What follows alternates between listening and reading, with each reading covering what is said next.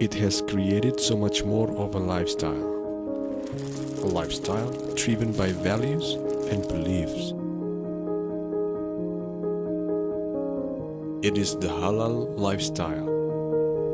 It is so much more than just a label for Muslims. Halal lifestyle is for everyone. Halal means well produced, well consumed.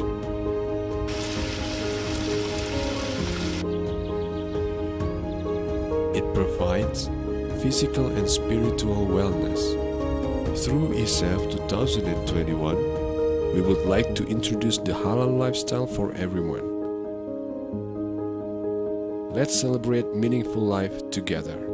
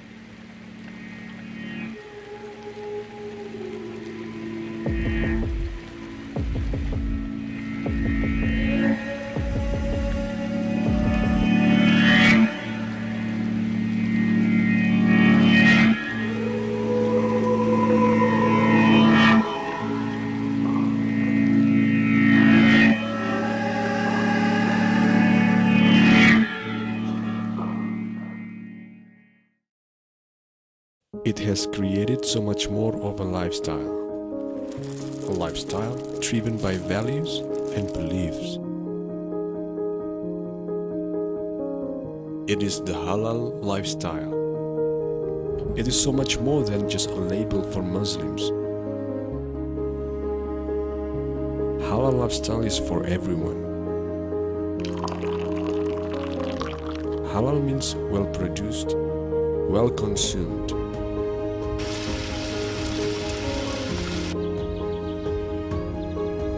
provides physical and spiritual wellness. Through ISEG 2021, we would like to introduce the halal lifestyle for everyone. Let's celebrate meaningful life together.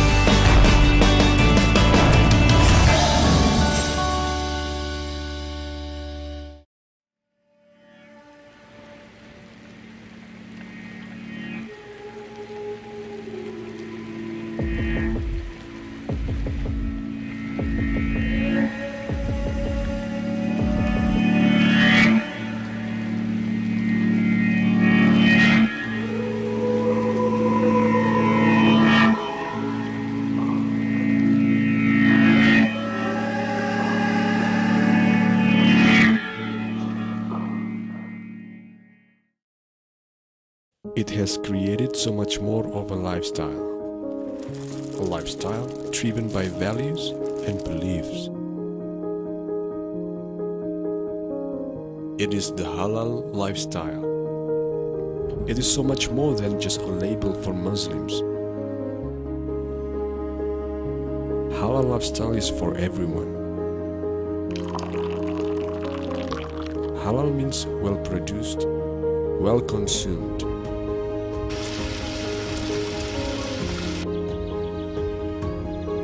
It provides physical and spiritual wellness. Through ISEG 2021, we would like to introduce the halal lifestyle for everyone. Let's celebrate meaningful life together.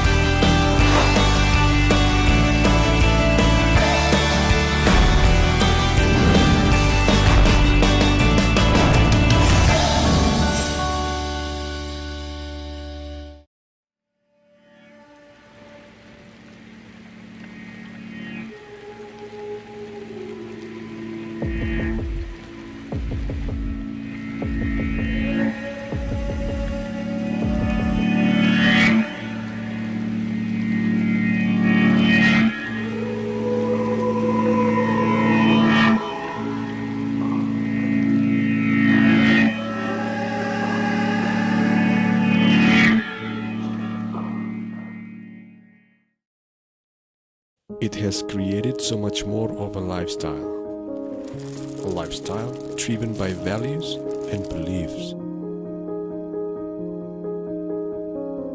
It is the halal lifestyle.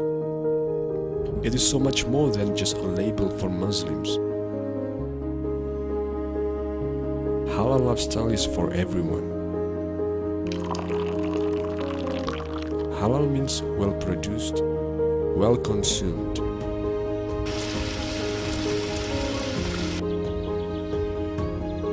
It provides physical and spiritual wellness.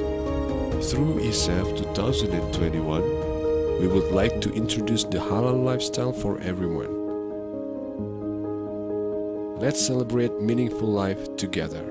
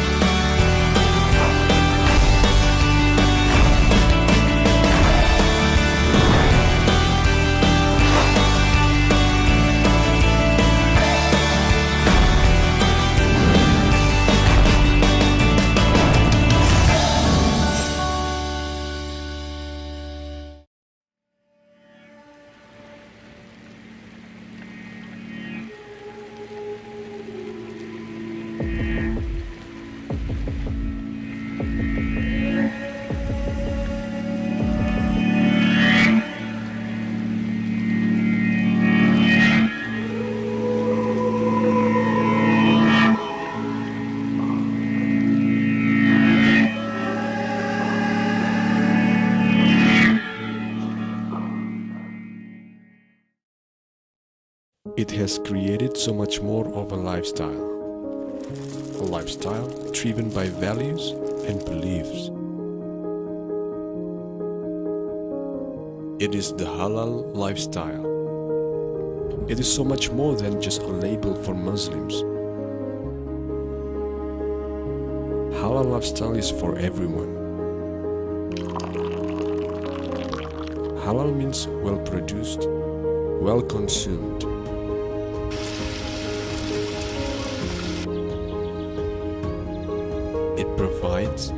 physical and spiritual wellness. Through ISEG 2021, we would like to introduce the halal lifestyle for everyone. Let's celebrate meaningful life together.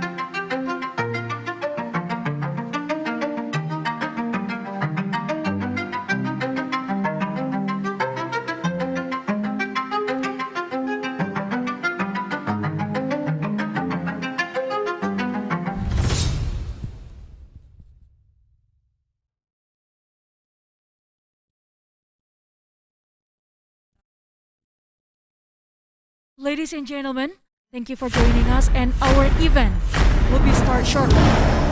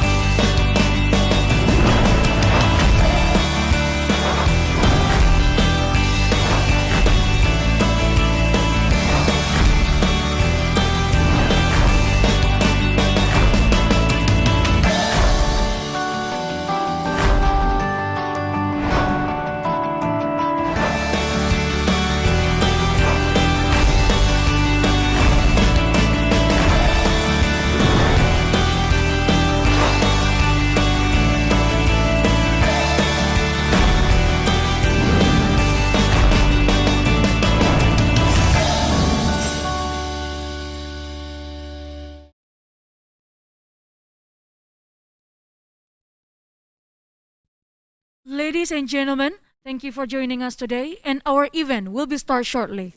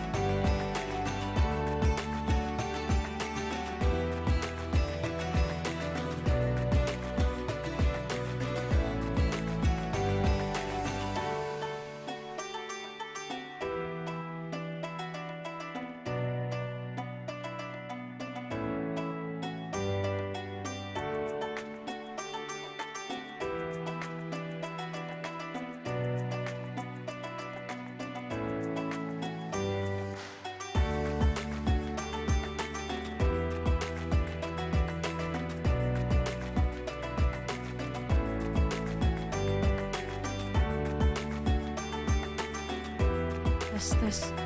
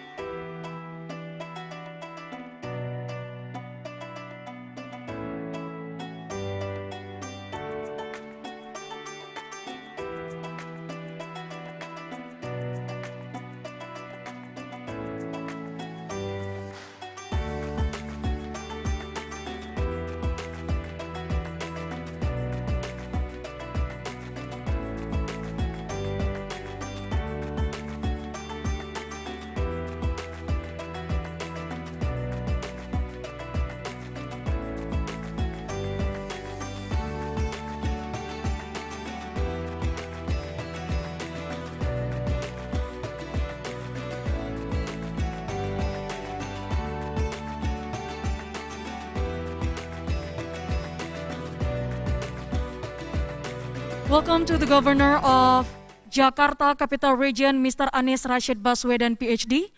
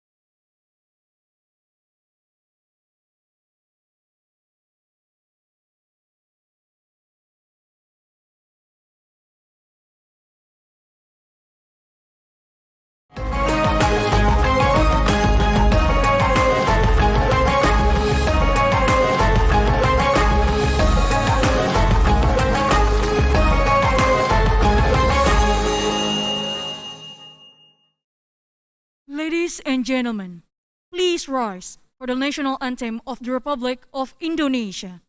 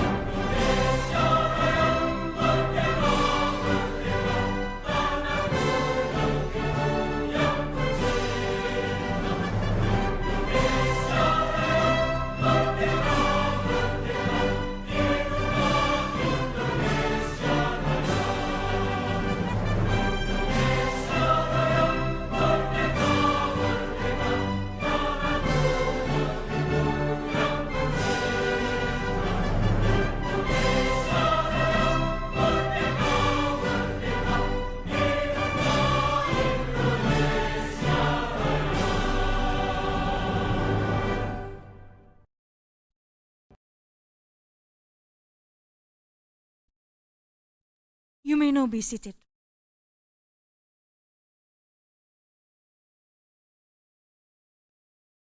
Assalamualaikum warahmatullahi wabarakatuh.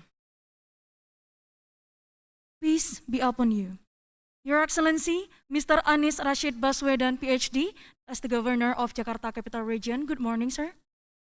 Professor Komarudin Hidayah, from Rector of Universitas Islam Internasional Indonesia. Mr. Dodi Zulfardi from Bank Indonesia.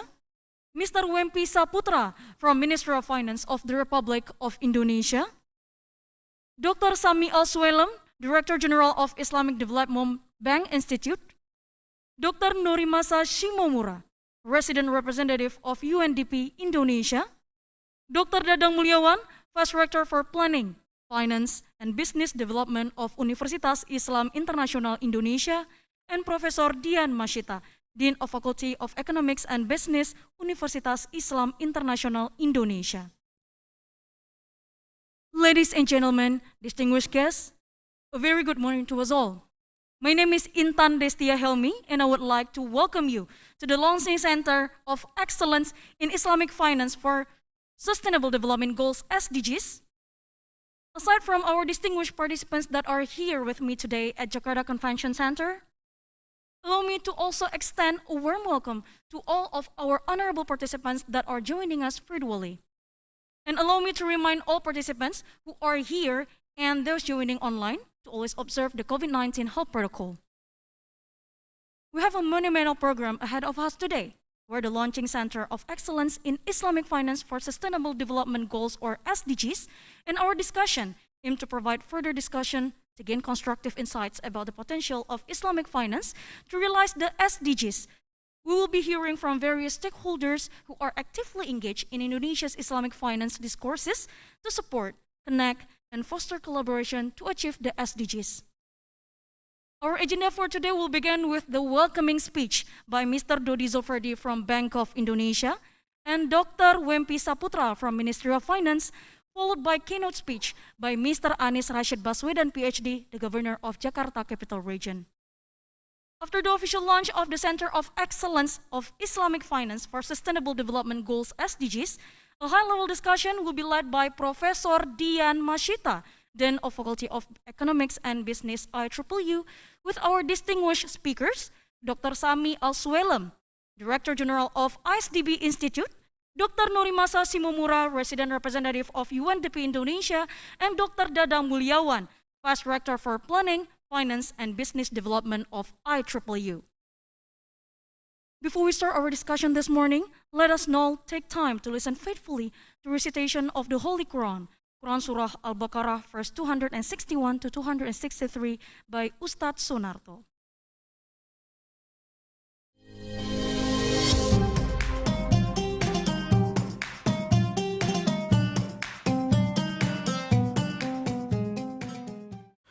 أعوذ بالله من الشيطان الرجيم بسم الله الرحمن الرحيم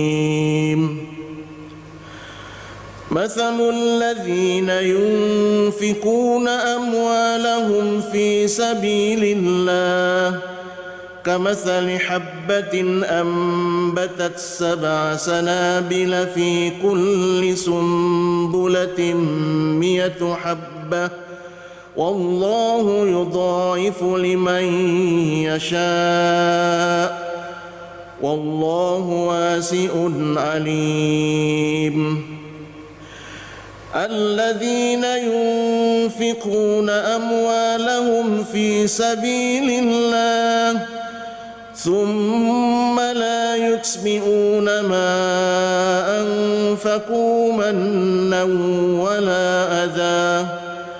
ولا أذى لهم أجرهم عند ربهم ولا خوف عليهم ولا هم يحزنون قول معروف ومغفرة خير من صدقة يتبعها أذى والله غني حليم صدق الله العظيم.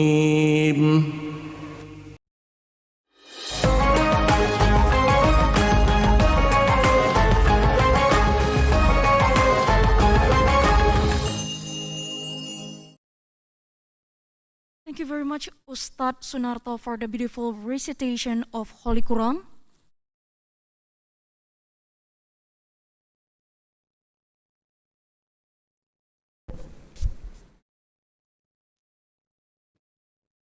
Now, we would like to welcome to the stage Mr. Dodi Zulfardi from Bank of Indonesia to deliver his welcome speech.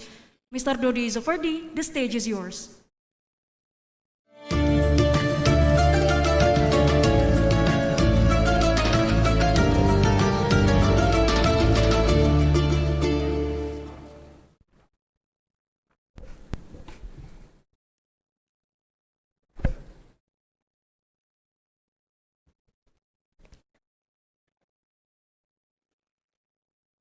Bismillahirrahmanirrahim. Excellencies, Mr. Anies Baswedan, PhD, Governor of Jakarta, Capital Region, Indonesia. Dr. Wempi Saputra, Expert Staff for Macroeconomy and International Finance, Minister of Finance of Republic of Indonesia. Dr. Sami Al-Swailim, Director General, Islamic Development Bank Institute. Mr. Norimasa Simomura, Resident Representative of UNDP Indonesia. Dr. Dadang Mulyaman, Vice Rector for Planning, Finance and Business Development, Universitas Islam International Indonesia. Professor Dian Masita, Dean of Faculty of Economics and Business, Universitas Islam International Indonesia. Mr. Priyono, Director, Syariah Economy and Finance Department, Bank Indonesia. Distinguished delegates and participants. Assalamualaikum warahmatullahi wabarakatuh. A very good morning to all of us. First of all, let us extend our praise and gratitude to Allah, the Almighty, who has given us mercy and blessing, so we all can gather in the launching of the Center of Excellence in Islamic Finance, or SDGs.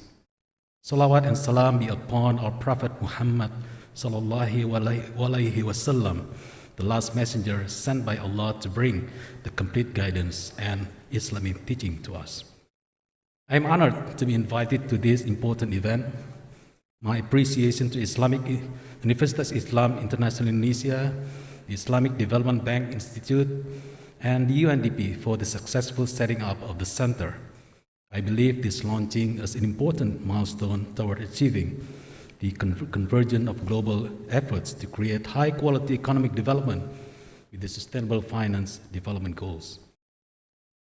Excellencies, ladies and gentlemen, it's been 6 years since the adoption of the 17 SDGs of the 2030 Agenda for Sustainable Development. However, the UN 2020 Annual SDGs report shows that global efforts have been insufficient.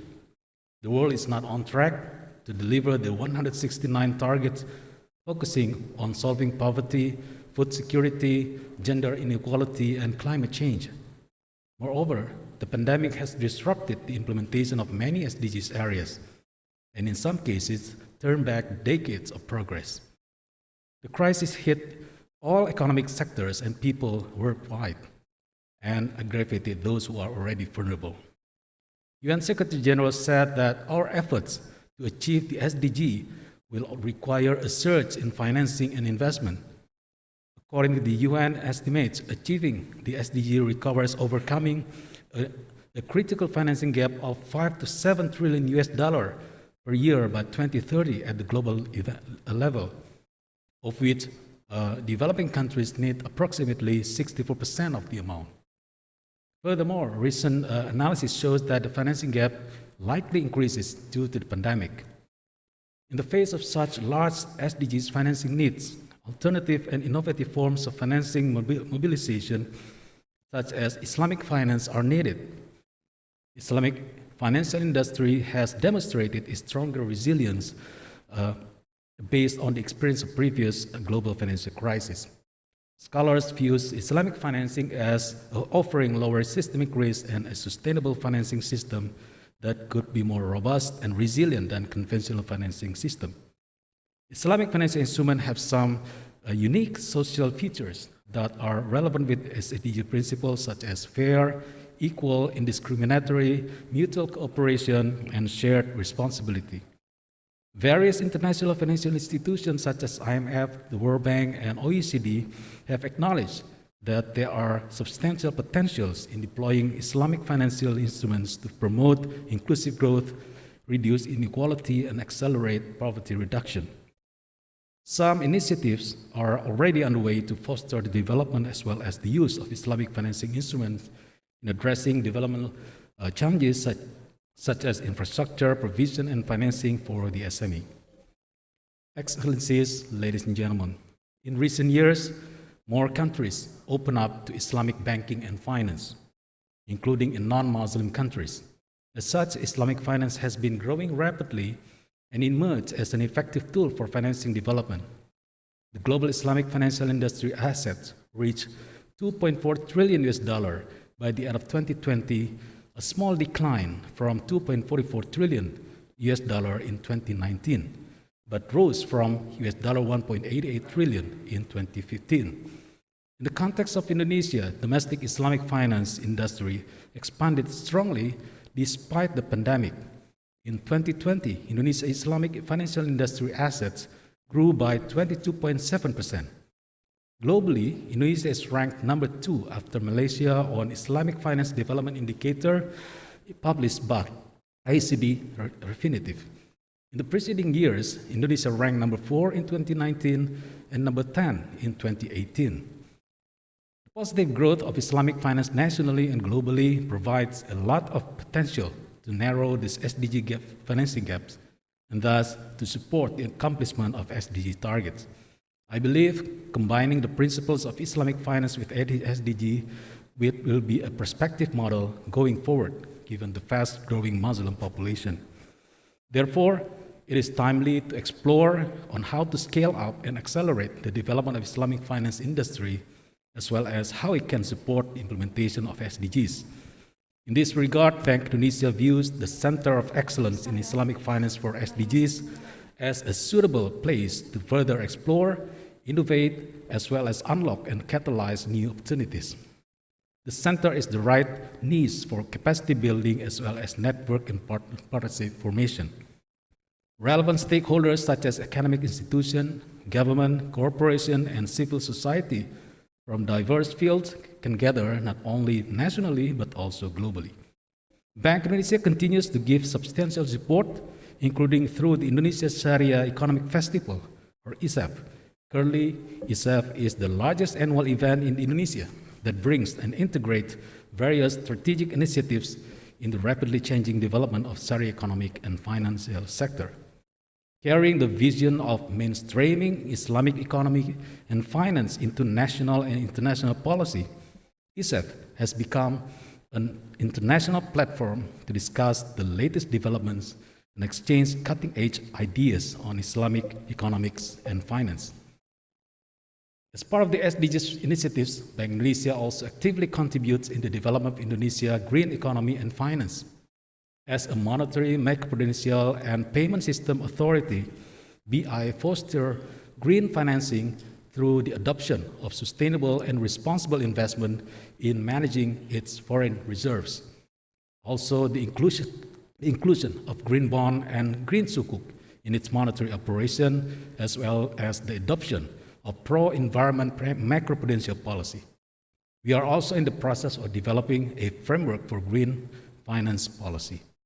Likewise, to foster economic inclusion and unlock financial access to micro, small, medium enterprises, we have issued a new macroprudential policy instrument that provides banking industry with greater options to participate in the MSME and low-income earner financing.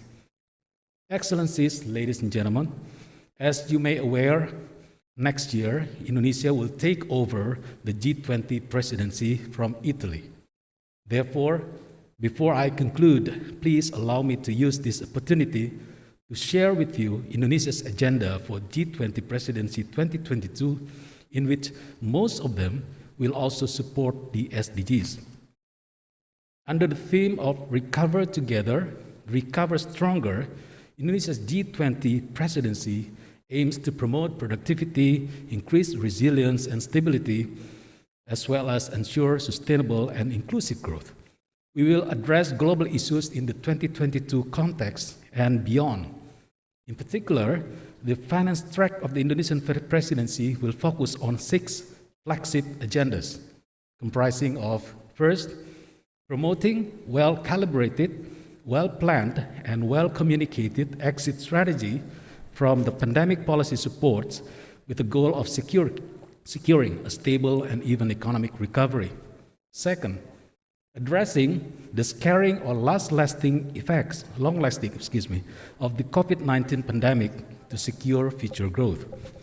Third, improving payment systems in the digital era by accelerating the implementation of the roadmap to enhance cross-border payments, as well as pushing forward the development of the central bank digital currency.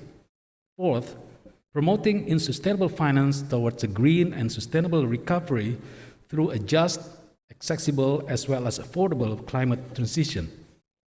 Fifth, promoting digital financial inclusion and SME finance to improve the access of the underserved groups to finance. And lastly, improving international taxation, specifically to ensure smooth implementation of tax reform agreement achieved this year, as well as to explore further tax policy reform agenda.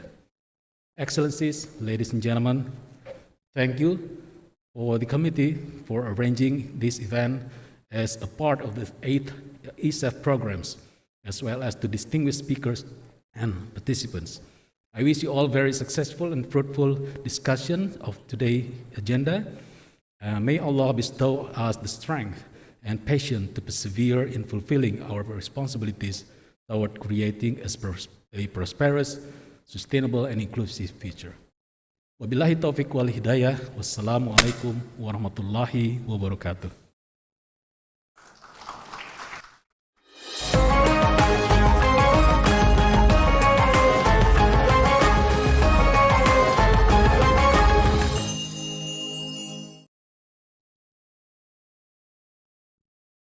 Thank you very much, Mr. Dodi Zulfardi, for their welcome speech. And now, we have Dr. Wempi Saputra from Ministry of Finance of the Republic of Indonesia to deliver his welcoming speech. Mr. Wempi Saputra, the stage is yours.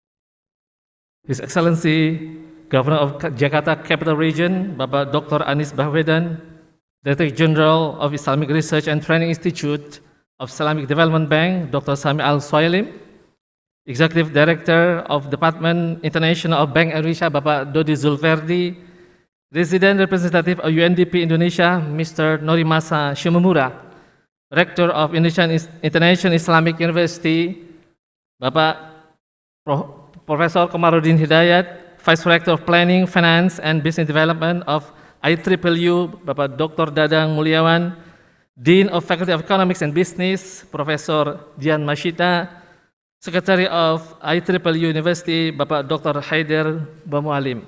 Assalamualaikum warahmatullahi wabarakatuh. Actually, half of my speech has been addressed by Pak Dodi, so I'll share you another half. Alhamdulillah, syukurillah, praise to Allah Almighty, the most gracious and merciful. Only by His blessing we can get today, virtually and also physically, in the launching of Center of Excellence in Islamic Finance for Sustainable Development Goals. Praise and peace be upon the last Prophet of Allah, Sallallahu Alaihi Wasallam, his family, his companions, and disciples. Honorable guests, ladies and gentlemen, first of all, I would like to take this opportunity to appreciate 3 leading institutions: the International Islamic University, UNDP, ISDB Institute, to establish and launching the Center of Excellence Islamic Finance for Sustainable Development Goals. I believe this initiative could empower and accelerate the financial and social sector Islamic economy ecosystem, and even further. Congratulations for this excellent work. The initiative promoted by COE is highly relevant and in alignment with the universal call to action to end poverty, protect the planet, and ensure that all people enjoy peace and prosperity in 2030. This follows the global adoption of SDGs and fully incorporates not only social goals, but also goals of environmental and economic sustainability. The COE could have an essential contribution in this important area, as well as other strategic programs in the field of Islamic economy and finance, such as digital economy, poverty alleviation, innovative financing, and policy-based research. Furthermore, COE could play his role as a think tank to support both public or private institutions in developing knowledge and policy, including economic recovery-related issues that we face today. In our view, COE does not only belong to IIIU, but also belongs to the broad spectrums of stakeholders. Therefore, I hope all stakeholders can open up discussion and collaborative initiative with this Center of Excellence to give good ideas, recommendation, and support for our economic recovery. Distinguished guests, ladies and gentlemen, Islamic finance can become an important innovative financing to fill the gap of the SDGs. The embedded underlying philosophy in Islamic finance that support the SDGs is well reflected in Maqasid Sharia.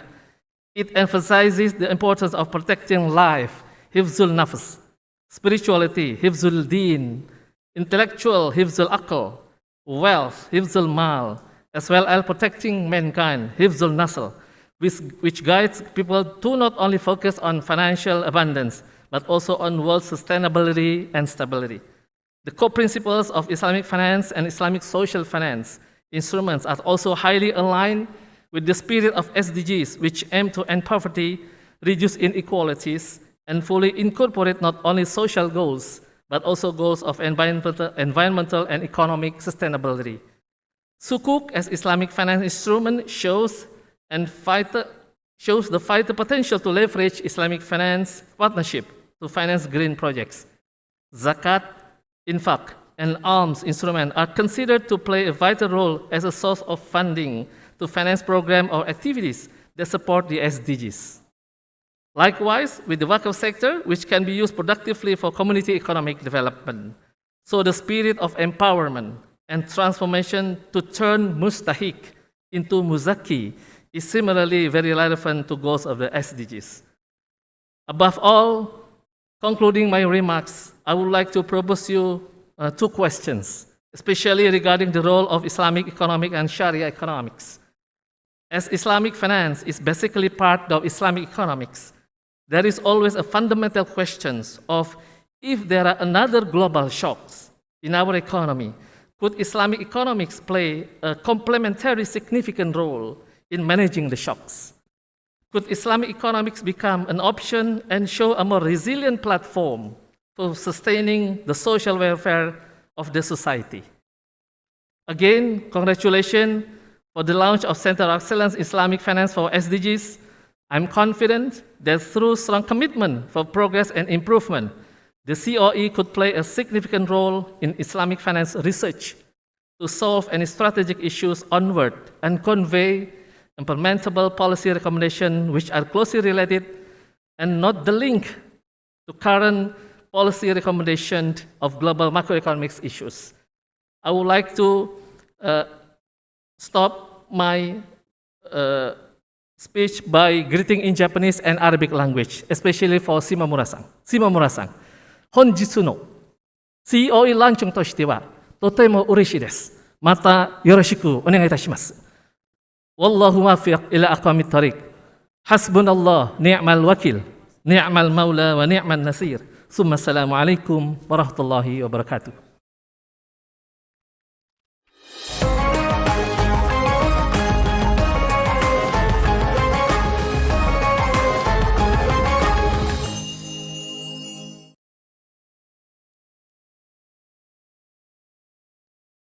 Thank you very much for the welcome speech, Dr. Wempi Saputra. And now, honorable ladies and gentlemen, let us welcome the Governor of Jakarta Capital Region, Mr. Anies Rashid Baswedan, to deliver his welcome speech. Dr. Anies Rashid Baswedan, PhD, the stage, time, and place are yours.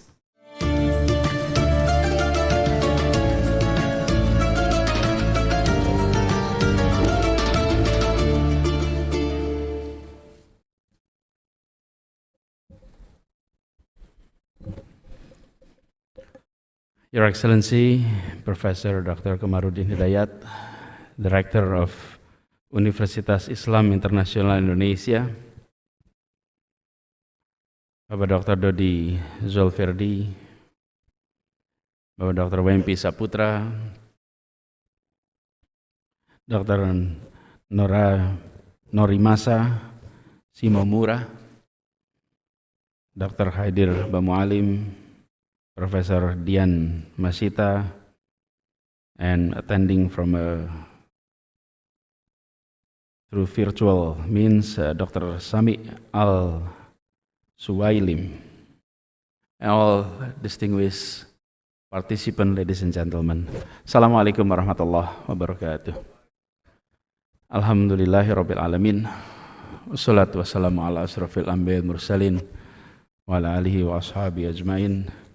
Raditu billahi rabbah wa bil islami dina wa bil muhammadin nabiyya wa rasulah. Rabbi zidni ilma warzuqni fahma. Alhamdulillah, praise to Allah. We're delightful to be here this morning, and I'm personally honored to be invited to witness, to attend the launching of the center, not only because it is initiated by reputable scholars, reputable intellectuals, but also because this is a unique initiative. One thing that merits wide appreciation is how this center attempt to connect Islamic finance with sustainable development goals. These are two subjects that this center is trying to connect, and this clearly shows strong commitment to implement the value of Islam as a mercy for the world, rahmatan lil alamin. And we understand the spirit of Islamic finance, Islamic economy, with the presence of the feeling of justice. However, we rarely push that further, talking about sustainable development goals, which in fact, it's to present the feeling of justice to everyone. And this is indeed a quite unique initiative, so I truly appreciate Universitas Islam Indonesia Internasional for making that connections. Let's give a big applause to everyone. And secondly, this is also indeed very timely. We are entering the most important phase of our collective global effort to achieve SDGs by commencing the decade of actions. That's 2021. And the deadline for achieving SDG target is approaching. Unfortunately, the progress is not really on the right track. The latest SDG report mentions that most goals fall short of target or even off the track. This is even before the COVID-19 pandemic took place. For example, with the current pace, we will not be able to achieve zero extreme poverty by 2030. That was the target. And the COVID-19 pandemic obviously making it worse. And the percentage of people below poverty line were decreasing from 15% in 2010 to 8.2% by 2019. However, with this trajectory, it is expected that the number by 2030 will be at around 6%. That prediction was before pandemic took place. And now, with the pandemic that is happening, it will definitely make this target more difficult to achieve. And in 2018, for example, it is estimated that no less than 13% of the world population is still living under extreme poverty. So in this context, the innovations and the establishment of the Islamic finance to contribute our collective effort in achieving SDGs can be as our effort to bring back our effort to the right track. And for a lot of reasons, we do believe that the Islamic finance can contribute to such purpose, and it is also inspiring that Indonesia perhaps could be a leading inspirer on this. As we discussed earlier, before we are entering this conference room, that Indonesia allocated such a large amount of fiscal, such a commitment for various different social programs nationwide. So now, with that in mind, allow me to share a little bit our perspective about the state of global Islamic economy and how Indonesia can benefit and can contribute. Islamic economy is one of the most promising and the fastest growing segment of the global economy. While the COVID-19 pandemic makes experts to revise the predictions on the compound annual growth rate of the Islamic economy for the period of 2018-2024 from 6.2% to 3.1%, which is half cut. However, the size of the Islamic economy, after calculating the impact of COVID-19, will still be at around $2.4 trillion by 2024. In addition to that, the growth in the real sectors in Islamic economy is supported by an even more promising growth of Islamic finance. In 2019, total Islamic asset globally is estimated around $2.8 trillion US dollars, and the number is expected to reach by 2024 the size of $3.7 trillion US dollars. And Indonesia's progress in Islamic economy, Islamic finance must also be appreciated. We may not be the early starter compared to our neighbor. Our neighbor has started much earlier. However, we're catching up. And inshallah, we'll bypass, given the size of our economy and given the commitment that is given. As a country with the largest Muslim population, Indonesia is now among the big players in the global Islamic economy and Islamic finance.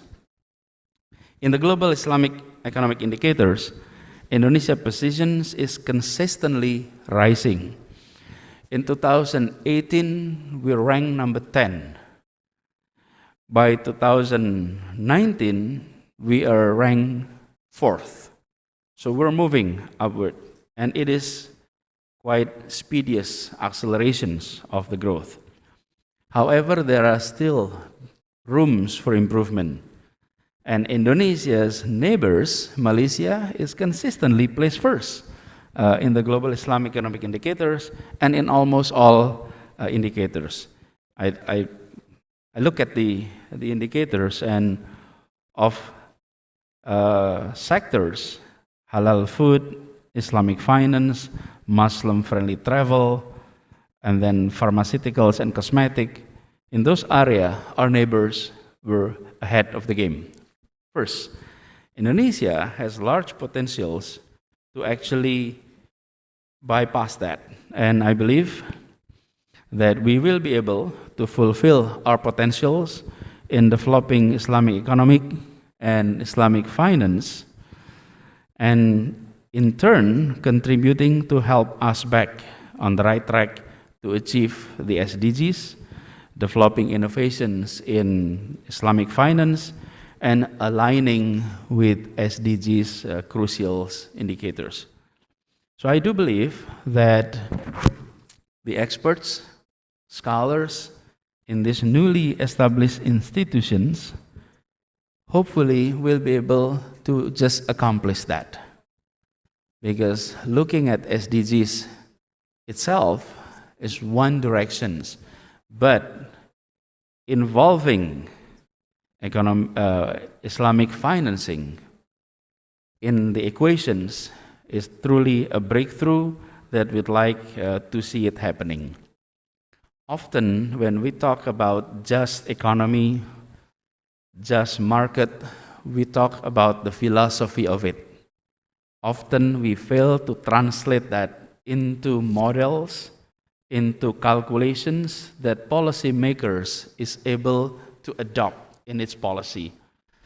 Because at the end of the day, we in the arena of policymaking often confronted by challenge, can you provide the calculations why this direction is beneficial for the common people and in line with all regulations?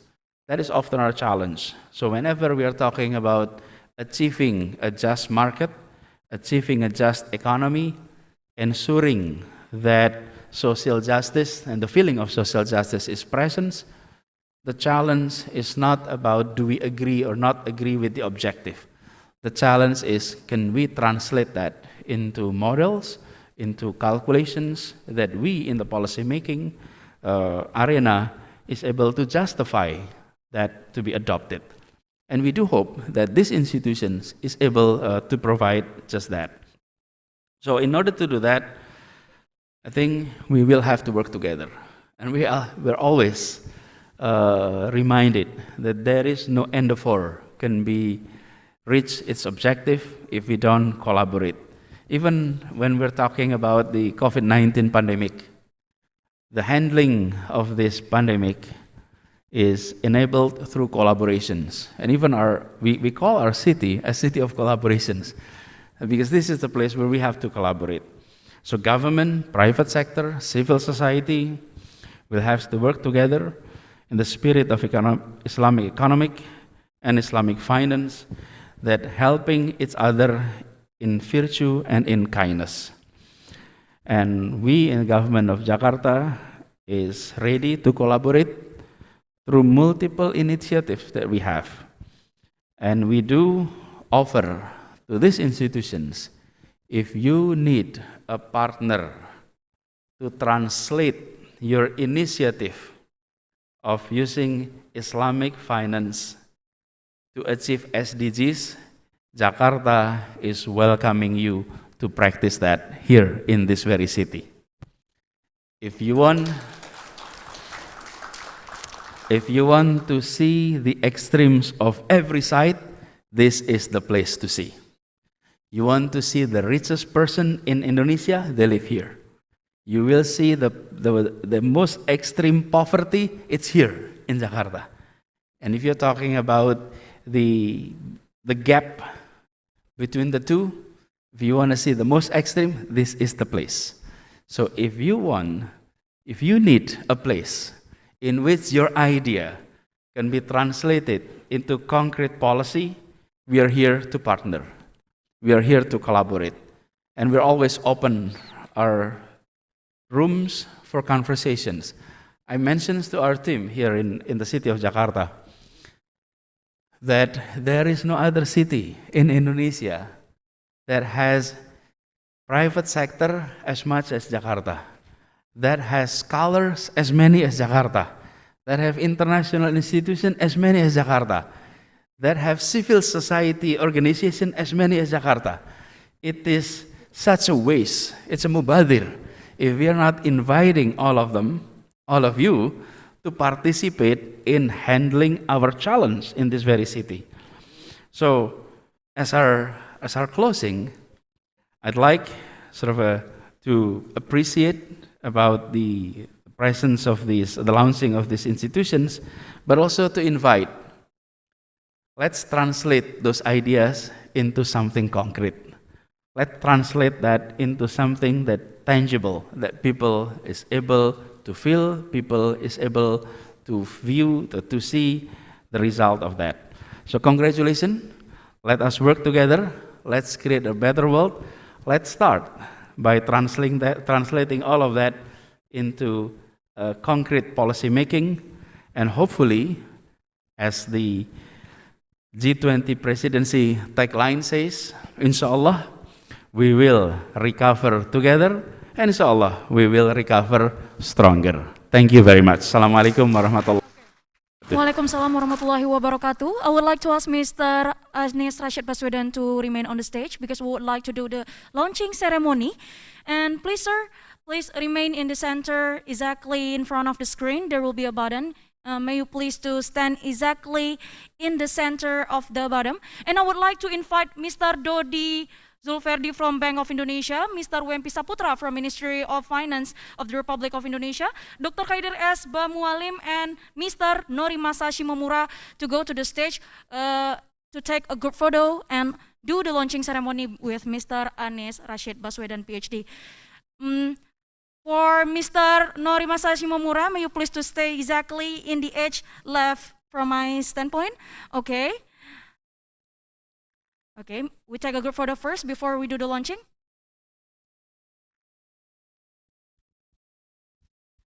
Okay, now ladies and gentlemen, distinguished guests, we will now witness the official launching of the Center of Excellence in Islamic Finance for Sustainable Development Goals, SDGs. May you please to put your hand exactly on the button on the screen. On the count on 3, we will launch the Center of Excellence in Islamic Finance for Sustainable Development Goals. On the count on 3, 1, 2, 3.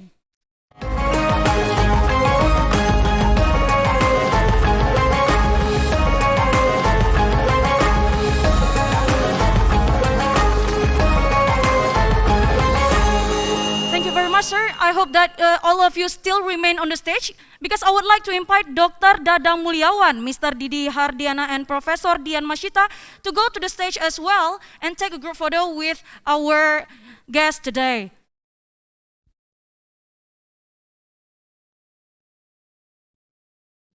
Okay. Okay, let's take a group photo. Let's take a group photo first. Before we take a group photo with all the online participants who joined this event virtually.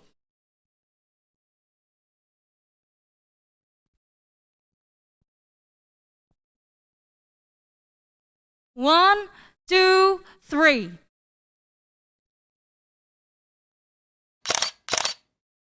Please remain on the stage for the last group photo because we would like to invite the online participants who joined this event today.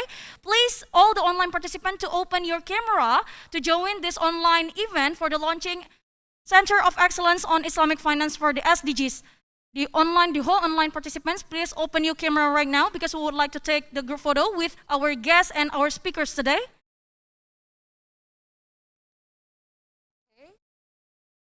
Please open your camera and keep smiling because we would like to take a photo with all of our inspiring speaker and guests today. For the record, all of them, not only from Indonesia, but from many places in the world, ladies and gentlemen. Okay, may you please, all the speaker and the guests to stand in front of the camera because we would like to take a group photo with our online participants. On the count on 3. 1, 2, 3. Thank you very much for all the guests and the speakers and for all the online participants. You all now be seated. And once again, I would like to appreciate and say my thanks gratefully for Mr. Anies Rashid Baswedan, the Governor of Jakarta Capital Region, who already here participate and launch the Center of Excellence in Islamic Finance for SDGs event today. Thank you very much once again to Mr. Anies Rashid Baswedan, PhD, the Governor of Jakarta Capital Region. And all of the speakers, also the guests, all please be seated.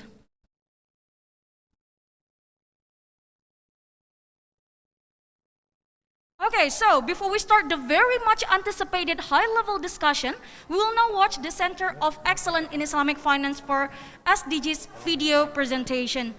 This video is about Indonesia's concern for humanitarian problems, exactly in Afghanistan and other OIC countries.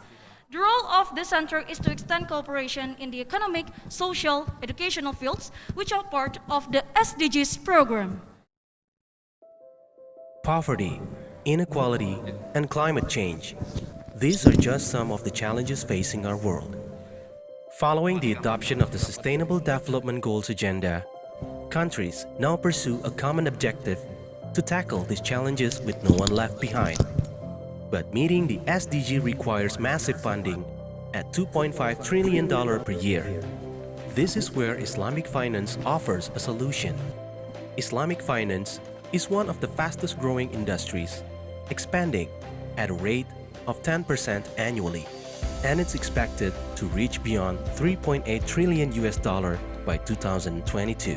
Its values are socially conscious, which align with the SDGs. Boosting Islamic finance is also an opportunity to strengthen engagement with religious organizations, a critical component for promoting peace, development, and tolerance. Indonesia has the potential to become a global hub for Islamic finance for the SDGs. Home to the world's largest Muslim nation, the country is stacked with young and dynamic population. It's an untapped market for Islamic finance with billions of dollars in potential in zakat, wakaf, and suku, among others. Indonesia's growing stature in the global economy and key industries also fuels the country's potential in Islamic finance even further. But realizing the potential of Islamic finance requires strong collaboration from all. The United Nations Development Programme, the Islamic Development Bank, and the Universitas Islam Internasional Indonesia collaborated to establish the Center of Excellence in Islamic Finance for SDGs. The center aspires to be a world-class knowledge and experimentation hub in Islamic finance for the SDGs. The center is expected to develop much-needed research, studies, and best practices that can trigger more resources raised from Islamic finance to support initiatives with broad social and environmental impact, bringing new national and international partners to harness the potential of Islamic finance. The Center of Excellence in Islamic Finance for SDGs, a cutting-edge way of achieving the SDGs.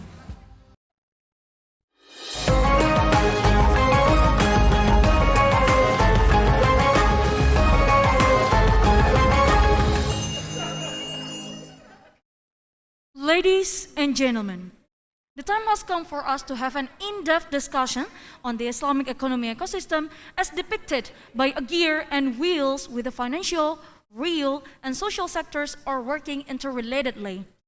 And to lead us through this high-level discussion, allow me to invite Professor Dian Masita, the Dean of Faculty of Economics and Business Universitas Islam Internasional Indonesia, to take the stage and lead the session. For Professor Dian Masita, the time and place are yours.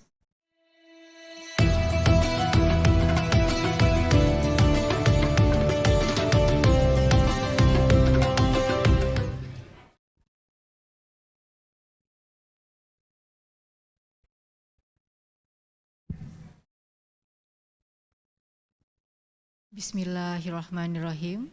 Alhamdulillahirrabbilalamin. Wassalatu wassalamu ala israfil anbiya'i wal mursalin wa ala alihi wa sahbihi ajmain. Amma ba'du. Distinguished speaker, ladies and gentlemen, Assalamualaikum warahmatullahi wabarakatuh. It is great honor for me to have this opportunity to be the lead discussion from three prominent speakers. We are happy to have Dr. Sami Al-Suailem from USDB Institute, Mr. Nori Masashi Momura, Resident Representative UNDP Indonesia, and Dr. Dadang Mulyawan, Vice Rector Indonesian International Islamic University atau IIIU. They will share their knowledge, experiences, and suggestions to implement Islamic finance for SDGs. Let me allow you to introduce them. First, Dr. Sami Al-Suailem. He is currently Acting Director General, Islamic Research and Training Institute, Islamic Development Bank, Jeddah, Saudi Arabia. We call it ESDB Institute at the moment. He was previously Deputy Director of IRT and then Head of Financial Product Development Center. Before joining IRT in 2004, Dr. Al-Suwailem managed the Research and Development Center of the Shariah Group at Al-Rajhi Bank, Riyadh, Saudi Arabia. He worked at Institute of Islamic and Arabic Sciences in America, Virginia, Southern Illinois University, USA, and King Saud University, Riyadh. Dr. Suwailem held membership in several professional committees, including IFSB, Islamic Fiqh Academy of Muslim World League, Executive Committee of the Islamic International Foundation for Economic and Finance, Liquidity Risk Management Working Group for IFSB, and Task Force for Islamic Finance and Global Financial Stability, among others. He obtained his MA from Southern Illinois University in 1990 and his PhD from Washington University, St. Louis, Missouri in 1995.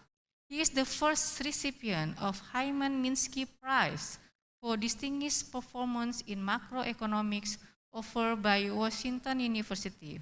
He authored many books and published several papers on Islamic economic and finance. Okay. Welcome, Dr. Sami Al-Suwailem. The next, thank you. The next speaker, Mr. Norimasa Shimomura. Mr. Norimasa has started as UNDP resident representative in Indonesia on the 1st October 2020. He has more than 25 years of experience at the United Nations, promoting sustainable human development in many countries. Thank you. Prior to his current assignment, he served as the United Nations Resident Coordinator for Kazakhstan in 2015 and 2020, and UNDP Resident Representative for Kazakhstan until December 2018, when the global UN reform separated the position of UN Resident Coordinator and UNDP Resident Representative. Prior to that, he was economic advisor at the permanent mission of Japan to the United Nations, serving as delegate for the GA Second Committee, ECOSOC, and its subsidiary committees, and UNDP or UNFPA Executive Board. He started his career as UNDP Program Officer in Turkmenistan and Bosnia-Herzegovina. He held Master of International Affairs from Columbia University in the city of New York and BA from Sophia University in Tokyo, Japan. Welcome, Mr. Norimasa. The last speaker, Dr. Dadang Mulyawan. Dadang Mulyawan is currently a director at Bank Indonesia and assumes the position of the Vice Rector of the IIIU. He holds a BSc in Engineering Physics from Bandung Institute of Technology, MBA from PPM Graduate School of Management, and PhD in Economics from Loughborough University, UK. His areas of interest cover financial supervision and regulation and financial assessment, both micro and macro level, and also Islamic economics and finance. He has been exposed to more than 20 years of experience in the Central Bank of Indonesia as an economic researcher involved in a number of FSB working groups and joined the FSB when the developing and prudential database for financial soundness indicators. Currently, he is also a member of Board of Trustee of the Islamic Development Bank Institute and member of Advising Committee of the National Good Governance Committee. Okay, welcome to you all. Okay, as we all know, we just launching the Center of Excellence in Islamic Finance for SDGs.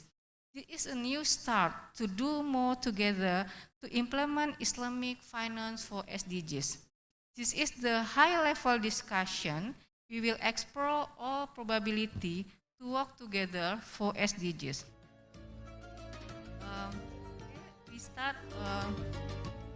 We start from Dr. Dadang first. According to you, how academic institution can contribute in practical manners to the achievement of SDGs?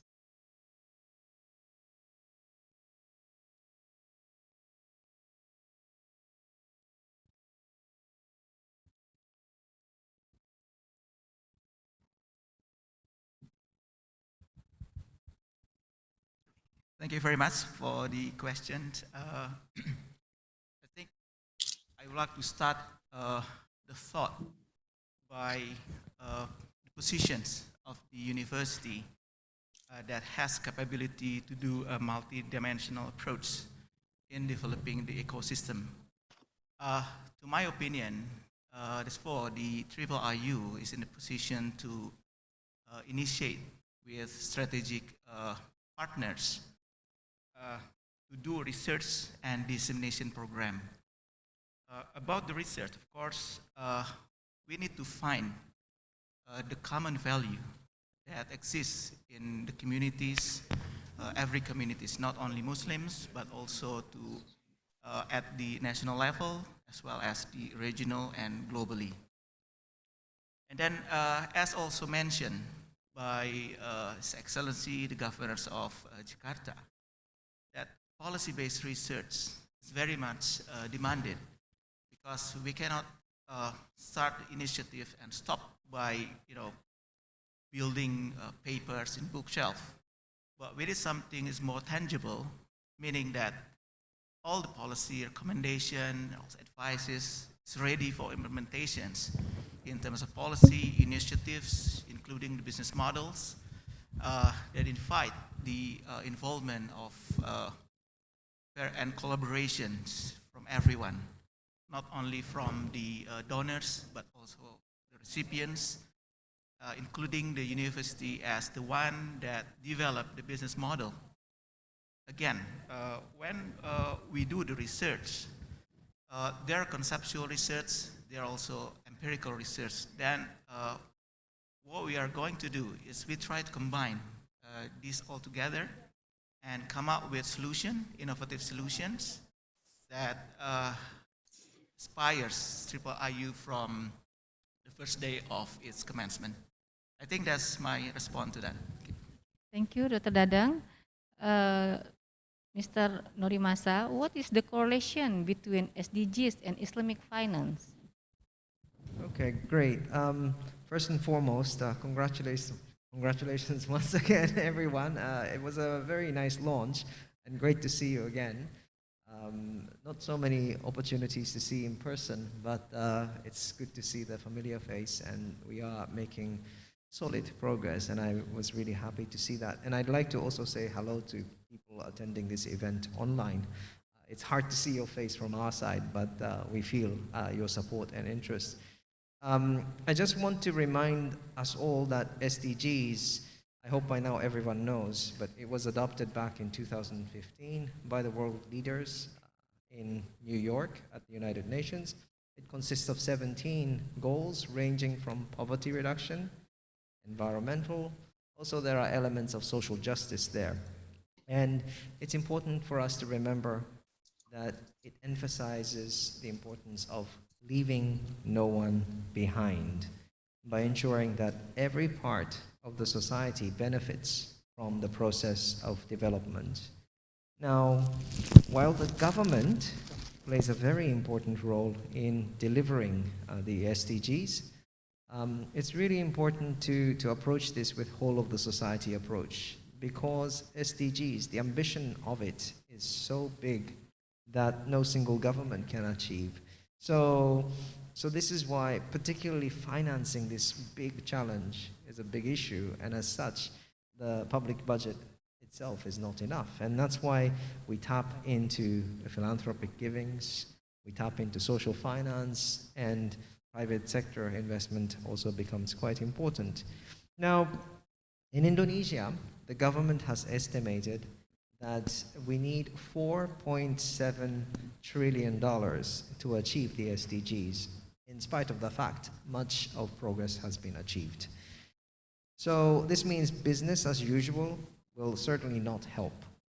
And in this context, Islamic finance becomes quite important to bridge that economic opportunity and the need for social welfare. I should answer your question too. So I should say that there is a striking commonality between the concept of Islamic finance and SDG finance, and we already heard this from Bapak Anis earlier today. He was emphasizing that. Because both of this emphasizes the importance of alleviating poverty, hunger, and also reducing inequality in the society through sharing. And just to give you an example, we have various types of Islamic financing. And I must say, I myself is still learning about this. But I have learned a lot of examples about zakat being used to improve livelihood of vulnerable communities here in Indonesia. I've also heard about Islamic microfinance that can help the people to move out of survival mode and really to work on improving their livelihoods and economic well-being. Cash Wakaf has been used to invest in micro and small economic activities. And Sukuk can promote investments for inclusive and sustainable economic growth.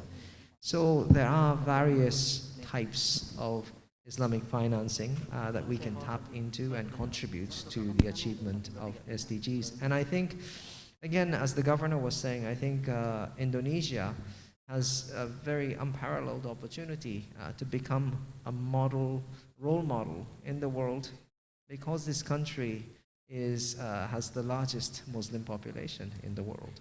Thank you. Thank you, Dr. Mr. Nurimasa. Dr. Sami, why does Islamic finance become a mainstream issue in the current development agenda? What makes it unique? Yes, Doctor. Thank you very much. Bismillah ar-Rahman ar-Rahim. Good morning, everyone. And again, congratulations for the launch of the Center of Excellence for Islamic Finance and SDGs. This is a pioneering and very important initiative addressing a major issue. Why Islamic finance is mainstream in the discussions? That is true, but it is not mainstream in terms of size. Islamic financial industry is less than 2% of global finance, and it is about 10% of socially responsible finance. So we are, in terms of size, we are a minority. Although in terms of ideas and paradigm, we are not. So I think it's very important to identify the comparative advantages that we have. So what is unique about Islamic finance? What is unique is that we have an integrated system that successfully integrates moral values with legal principles in order to guide economic transactions at the micro level so that they can produce sustainable and fair economic outcomes at the macro level. If you look at it from this perspective, this is a very attractive paradigm, and no wonder people are impressed by these concepts and they want to learn more and more. And what is also unique, paradoxically, is that the foundations of this system or this paradigm are not unique or peculiar to Muslims. The foundations, as Dr. Dadang highlighted, are universal. We share the foundations with the majority of cultures and faiths around the globe. So, but having an integrated and consistent system and comprehensive system, this is something quite impressive, and we have to really capitalize on this in addressing the issues that we are facing. Thank you very much. Thank you, Dr. Sami. Dr. Dadang, why such a center is needed and how does it differ from existing Center of Excellence in other institutions? Thank you. The IIIU is established by the government, and it has the vision to be an Islamic higher learning institution which provide innovative solution and endeavor. So from that, we are thinking of something which is, that serve as cutting edge. How to synthesize multiple disciplinary of knowledge that combines altogether technology, economic, and Islamic scholarship traditions. So what we are trying to do right now is not only finding the economic potential as a solution of one or some challenges, but we try to combine and provide the solution adaptable and implementable to the society, which requires multiple disciplinary of knowledge. Like, for example, when we talk about Islamic social finance, for example, we need to really understand how people think to do donations. We need to understand why, for example, the level of giving is much, much below from its potential. So in that case, we need to think of, again, not only the Islamic thought, but also how they feel about the benefits of giving. And then what would be the logical thinking from them? Because people tends to also compare from one sector to another sectors. And once, we can identify and find the slacks, find the some minus point, then we think of doing some initiatives that is based on the conceptual design as well as empirical design. Combine this together and come up with policy recommendation for the authorities, which to me seems that it provides something innovative and also adaptable to any time, any place. Okay, thank you, Dr. Dadang. Mr. Norimasa, what have UNDP done to unlock the potential of Islamic finance instruments? How is inclusivity reflected in the process? Right. So UNDP's work on Islamic finance has clearly accelerated since we signed the Memorandum of Understanding with the Islamic Development Bank back in 2016. And this MOU, it was actually signed in Jakarta, and this MOU led to our establishment of the Global Islamic Finance and Impact Investing Platform in Istanbul. As many of you hopefully know, UNDP in Indonesia has a long focus on building national capacities to reduce poverty and also to promote sustainable development. And in this work, increasingly we have realized that looking at financing issue is actually a critical enabler for promoting inclusive and sustainable development in a country like Indonesia. So we have piloted impact investing, crowdfunding, blended finance to support national as well as Islamic organizations. And that has led to 2017 when UNDP decided to establish its own innovative financing lab, and the head of our IFL is sitting over there, Pak Didi. I'm glad to see you there. And this IFL, the Innovative Finance Lab, is trying to scale up the financing effort by designing and testing different innovative financing schemes. And this certainly covers Islamic finance, but not only. It also covers social finance, climate finance, and green finance. At the global level, UNDP also has a strategy for Islamic finance. And it has a three-tier approach. First of all, we try to harness Islamic finance to deliver concrete projects for development. And secondly, we try to catalyze Islamic finance so that it is aligned to support the SDGs.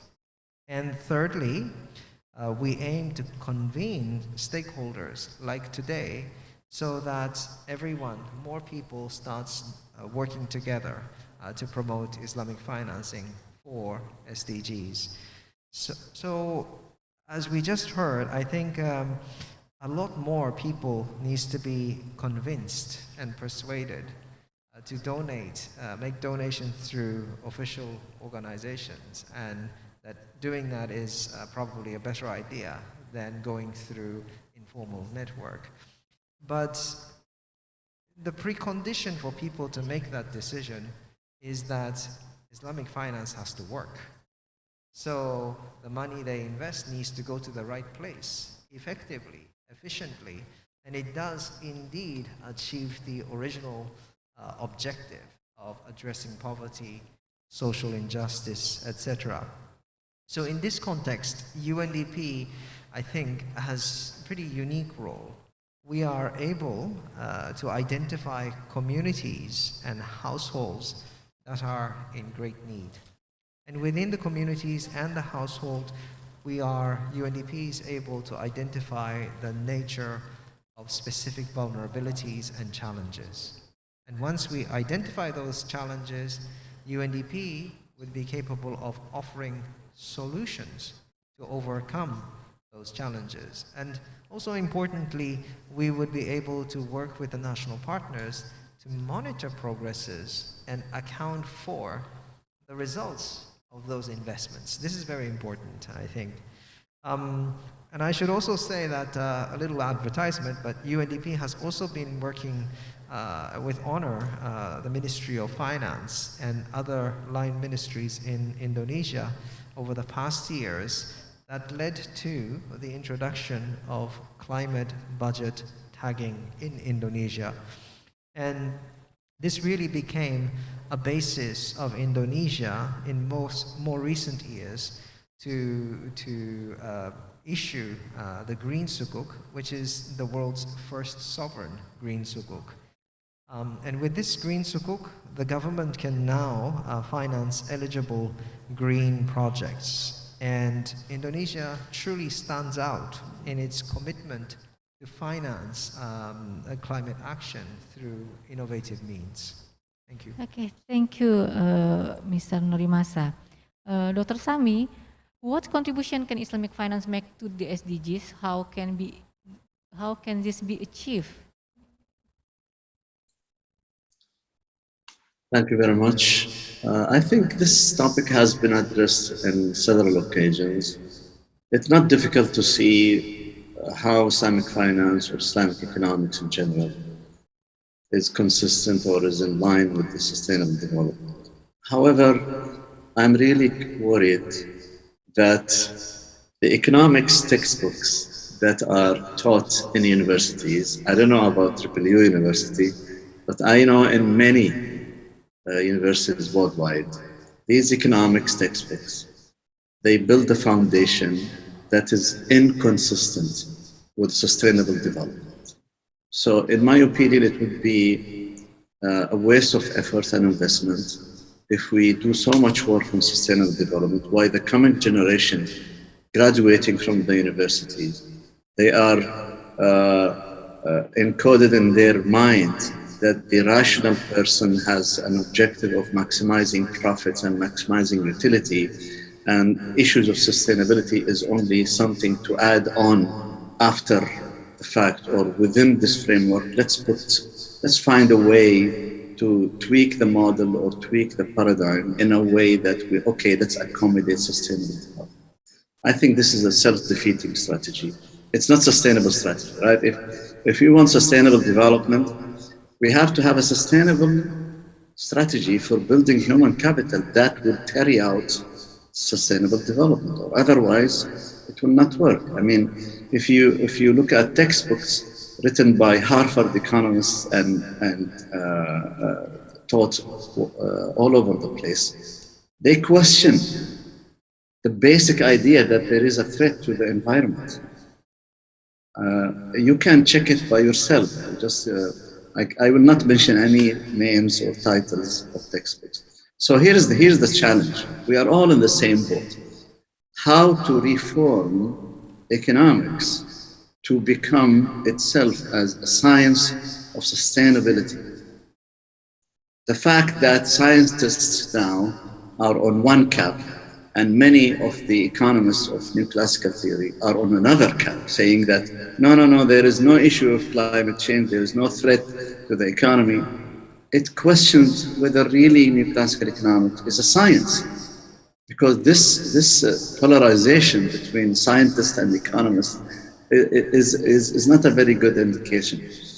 So here is the issue, here is the challenge, and I think this would be a very good project for the Center of Excellence, being at the crossroad between academia and multilateral development institutions, which is to, at least one project, to start from the ground up, start with human capital, and start putting in place a textbook not on environmental economics. No, there are many books on environmental economics. We want a book on principles of economics. Now, what we shall do in that book is redefine the objective of the rational or the economic man.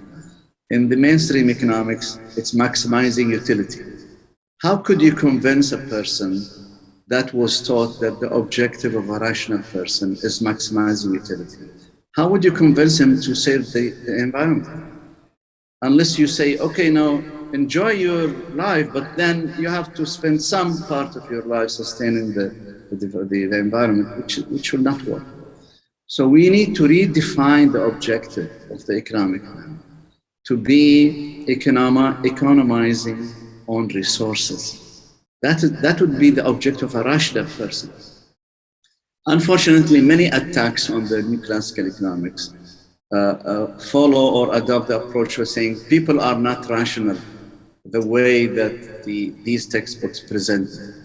But this is also another self-defeating strategy, because this means moral values are important for irrational person. If you were a rational person, you really don't need moral values, which is another fallacy that we really don't want to do. We want to keep rationality, but we want to redefine the objective function. What is the objective of a rational person from an economic point of view? It is not maximizing utility.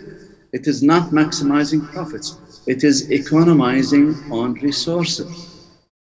Now, someone could argue it's the same thing, whether you maximize profit or minimize expenditure, it's the same thing. It is the same thing in a new classical world, but it is not the same thing in a complex world. And I cannot get into more details in this very brief, but what I am suggesting is that this is a very important topic.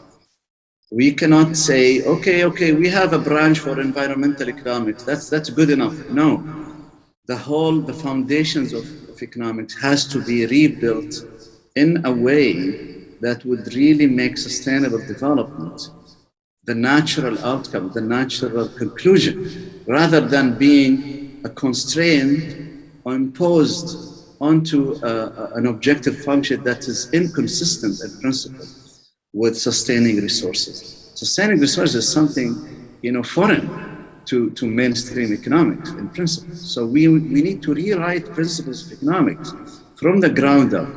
And then Islamic economics and Islamic finance will be naturally fit within this framework. You don't have to give a extended rationalization for why do we need Islamic finance or Islamic economics. This approach also would redefine scarcity in terms of social dynamism, game theory, so that we can get concrete models. And one of the speakers, he highlighted this.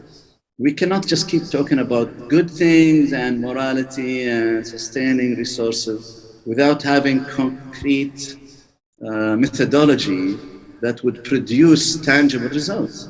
So we have to have a concrete framework. The existing new classical framework doesn't work really. So we need to redefine or reform the methodology of economics. And we don't have to waste a lot of time on philosophy. It's not philosophy, by the way. No, it's already there. the majority of the work is already there, has had research over more than 30 years in behavioral economics, in game theory, in complexity economics. It just, we need to put these results together in a consistent framework for principles of economics. In this manner, we can ensure, inshallah, within 4, 5, 10 years, the coming generations who study principles of economics, they are ready for sustainable development. I should highlight that University of Manchester, they had something, they have another project for encouraging plurality and reforming economics, rethinking economics. So why not IIIU and through this Center of Excellence have this ambitious project to reform principles of economics to be in line with sustainable development. Thank you very much. Okay, thank you, Dr. Sami. It's like a great hope for IIIU for the next future. Dr. Dadang, how does IIIU plays its role in supporting Islamic finance institutions to actively contribute to SDGs? Please tell us existing synergies and collaboration. Okay, thank you very much. I think one thing that has been said by Dr. Sami is very important and interesting. We need to have sustainable economic development goals running with sustainable strategy. Of course, it goes without saying because anything that comes with subsidy will not be sustainable. And we have come to the age of collaborations, of course.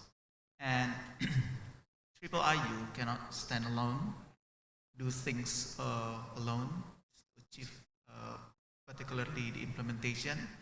We need friends, strategic partners, comes from authorities, ministries, multilateral institution like yourself from the UNDP and also ISDB. And Alhamdulillah, we have done a couple of rounds for discussions with ministries like, for example, Ministry of Foreign Affairs, Bank Indonesia, UNDP, ISDB, Badan Zakat Nasional, and also other institutions. The things that's most important ones, we have to be able to classify whether all process is considered as the process, output, and outcome. We want to achieve the outcomes as impactful as possible. That's why we have come up with some very serious discussion, like for example, Badan Zakat Nasional, that we try to, again, do research how to build the business model which is implementable in Indonesian jurisdiction, for example. How to reach out the area with the poverty in the border and then in the remote areas, and how to think the ecosystem that supports the activities to make it sustainable. Who will be the financer, and how the methodology should be developed and implemented to make them stand on their own after the program has been initiated. So of course, with the help of, let's say, UNDP that has, international exposure, we can see exchange informations, experts from the other part of the world to understand how, for example, in one area, venture capitalists can do things very significantly to alleviate poverty, for example. And then conceptually and of course empirically, after being able to identify the characteristics of the people, then we come up with innovative solutions, recommendations to relevant ministries and authorities, come up with initiatives, taking step by step, small but beautiful, and then how to replicate all initiatives and to make it more impactful. So that's why all the steps from the process, output, and impact outcome has to be put properly with a value-add process that involve correct and credible database, and then credible science development, and then after that policies, and hopefully after that the impact. So again, we want to, again, like Dr. Sami said, sustainable strategy, very important, Dr. Sami, meaning that we have to be able to put ourselves together internationally, locally or nationally, from the ministry as well as the from the epistemic society like Triple IU and also other university and institutions. Thank you very much. Thank you, Dr. Dadang.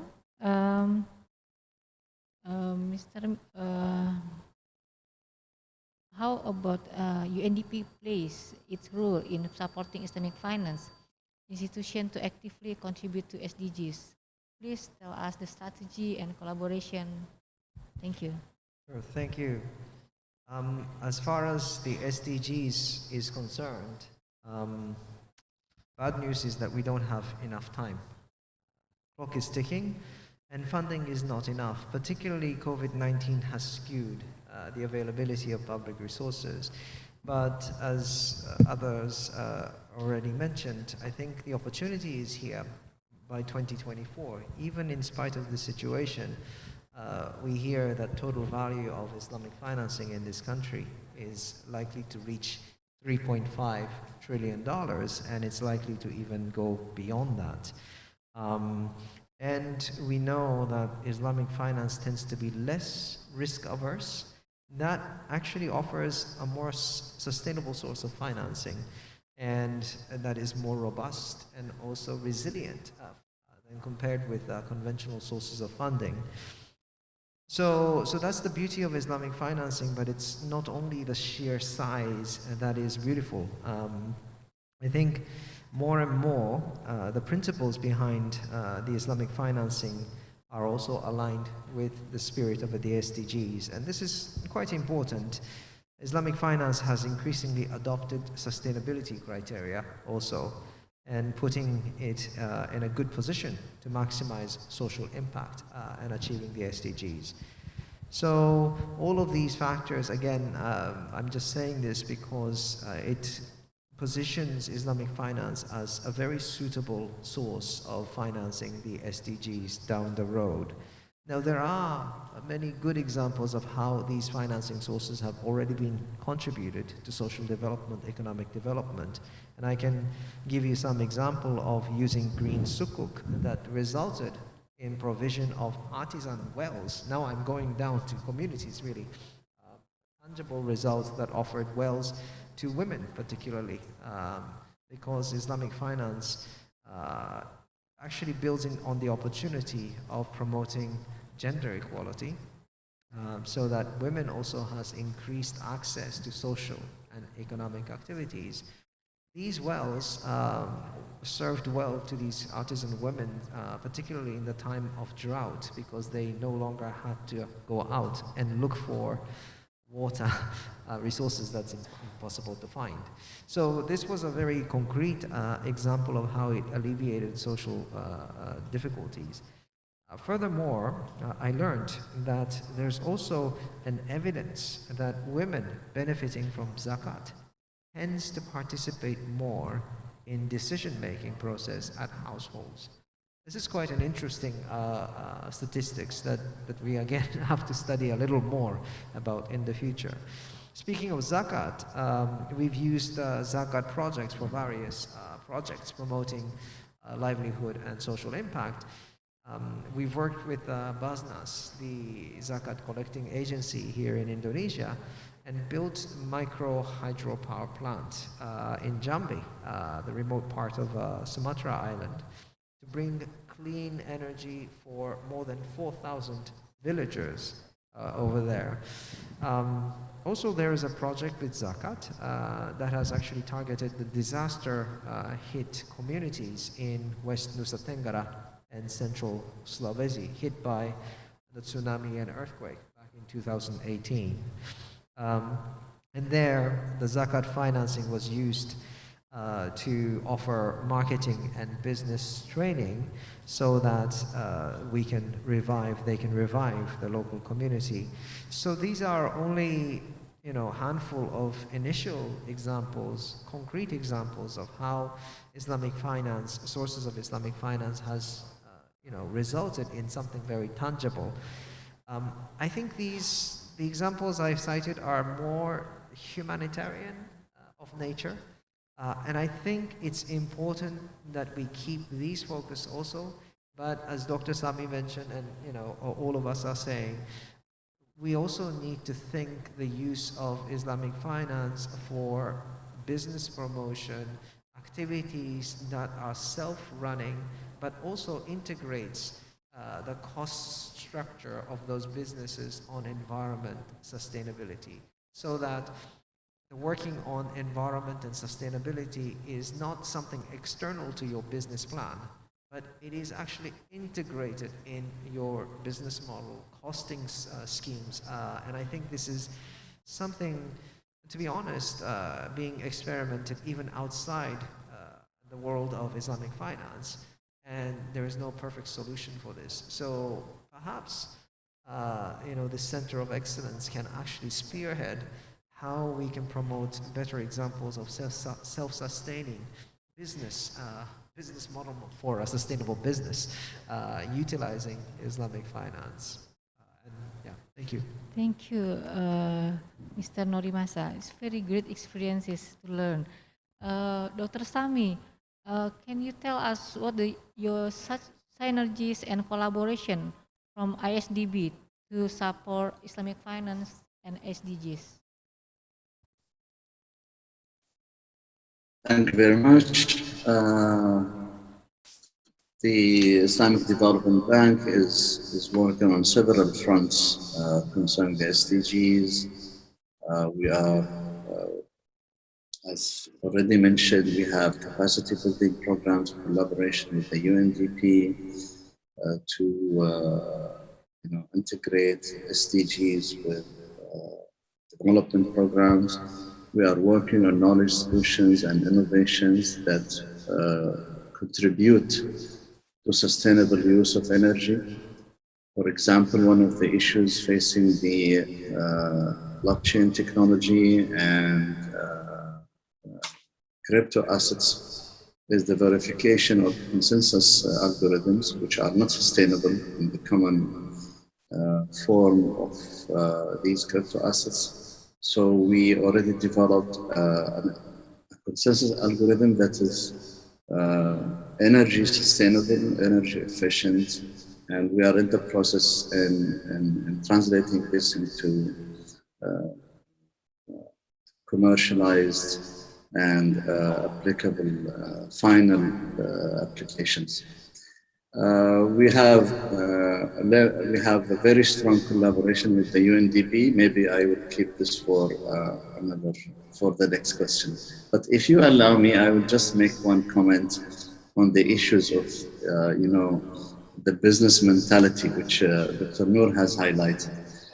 If the mentality is that no, the environment is part of my responsibility, then this gap, this SDG gap, would shrink naturally without so much hard work, because business owners, shareholders, now they internalize the responsibility for the environment. But if those CEOs, shareholders keep this philosophy of maximizing shareholders' value and maximizing profit, then the gap will keep continuing. The gap will keep growing. It will not shrink. And then we have to spend more resources to close the gap, or at least to shrink the gap at least in part, and it will be just a losing game, right? The The more you work, the more people are coming out of universities and of these programs with the mentality that this is not my responsibility. I'm not responsible for the world. I'm not responsible for the society. So I think that's why having a sustainable mentality or a sustainable approach to economics from the beginning would help us shrink the gap naturally. And within not a very long period, by the way. I mean, within a very short period, a person could graduate, and within a few years, he might become a deputy minister, and then another few years, he becomes a minister. So we don't, it's not about 20 years, no. It's maybe 5 or 7 years. A person who studies something in the university, he will become a decision maker in his country. So we shouldn't, I think this is not too far. It's not in the far future. It is in the medium term, true, but it's not in the long run in which we are all dead. No, it's in the medium, short to medium run in which we are all alive and in which we are all witnessing the outcome. Thank you very much. Okay, thank you, Dr. Sami. Dr. Dadang, the center will be hosted at IIIU. Will it be open for other stakeholders, and how can they benefit from the center? When we talk about strategic stakeholders of the IIIU, it consists of all the elements in the ecosystems. And then what we are trying to strengthen is the interactions, mutually benefiting interactions among the all elements of the ecosystems. Again, it starts from the academic community. Again, IIIU cannot stand alone. It has to also build bridges in terms of knowledge with other university, which has already advanced in some of areas. And then from the academic community, it comes also to the public, because again, public means so many things, from the donors, recipients. We have to understand what would the initiatives go forward. The IIIU will have, programs, not only by giving the formal lectures, but also we do research, as well as, let's say, what comes in the middle, like advanced training program, that would, fill the gap between the conceptual and technical, like what we did in the area of Islamic social finance, where alhamdulillah, SDB and also UNDP has also supported us. In the, for example, the advanced training program, we provide all the operators and also all the elements with common knowledge in the area of, for example, macroeconomics. What the challenges is faced by, say, Indonesia and other countries in providing better well-being to people, and then what would be the challenges that comes economic turbulence, for example, what would be the consequences, as well as risk management. Because, like, for example, in the Islamic social finance, we have to also encounter with good, practice of risk management, good governance. It doesn't mean that if we collect social funds that it can lose. It cannot be like that. It has to be managed properly with good governance, so that the impact of the activities will be meaningful to others. And subsequently, after that, we can gain the trust from the public. We need to also approach the authority, zakat authority, and banking authority, capital market, because as you see, what is just happening right now, Islamic finance and also social finance, has come with a highly digitalized, with crowdfunding and so on, which requires mutual recognition in terms of regulatory framework coming from the capital market, banking, and zakat institution that know each other when it comes to the cross-sector activities. We need to also, broadcast this initiative globally because, again, we cannot, win all the victory in all frontiers. We need to also learn from somebody else. Like, for example, what is happening in India, what is happening in other countries that has some, advantages in terms of innovations, and then vice versa. That we can also, utilize good communication and program that you like UNDP has already and ISDB, and try to accelerate the development much faster. I think that's my. Okay, thank you, Dr. Dadang. The last question for Mr. Norimasa. What are the challenges for Islamic finance collaboration in achieving the SDGs from the existing synergy and collaboration? Right, thank you very much. In reflection, for a long time, I think we in the development discourse have been discussing about how to mobilize funds for projects here and there in a rather haphazard way.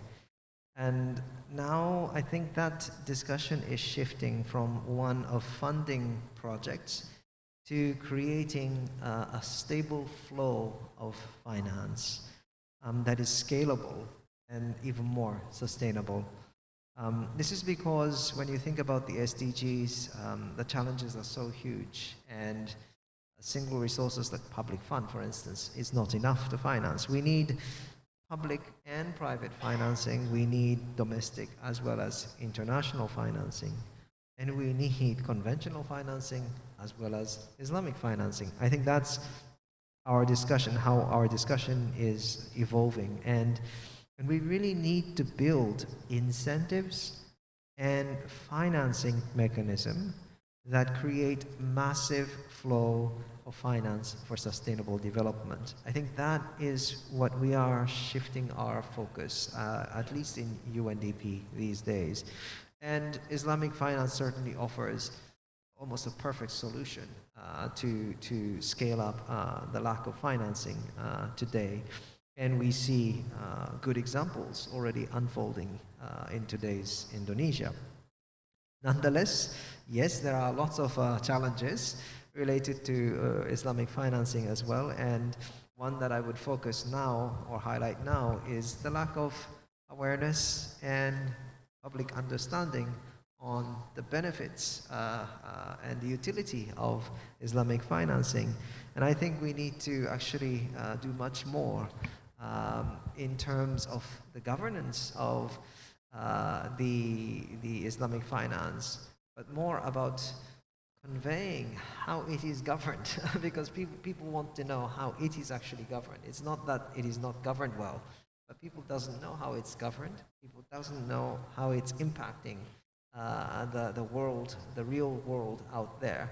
Without them knowing this, they would certainly not make a rational investment decision that is in favor of Islamic finance. So that is something we have to work much more. But that's why the inauguration of the center today is very timely in my view, because the excellence, the Center of Excellence will help us keep experimenting the Islamic finance for both maybe social purposes, humanitarian purposes, as well as we discussed earlier, promotion of sustainable business. And we would be building together with the IIIU and Islamic Development Bank and all other stakeholders the knowledge based on the experiences, what works, what doesn't work also. And as a result of that, we would be promoting the knowledge and awareness among the public on the Islamic financing, and they would learn how it actually contributes to reducing inequalities, alleviating poverties, etc., etc. So, I mean, since this is my last question, I just wanted to say that how grateful I am for witnessing this inauguration of the center, and I was just talking with colleagues that I'd love to visit the IIIU in the next weeks to really understand better how we would be managing this center together with the university and ISDB. But I'd like to reassure you that we in UNDP also have the innovative financing lab that I talked about, and that we would be continuing to work closely with all the stakeholders, partners, especially IIIU, Islamic Development Bank, and everyone who is here and who is also watching and participating in this event online with you, so that we can really realize the full potential of the Islamic financing for achieving sustainability agenda, the SDGs. Thank you. Okay, thank you, Mr. Nurimasa. The last question for Dr. Sami. UNDP and ISDB has a long-standing partnership at the global level. How did both together work together on Islamic finance? And the last question, how do you see the Center of Excellence in Islamic Finance for SDGs that was initiated by ISDB, UNDP, and IIIU? Thank you.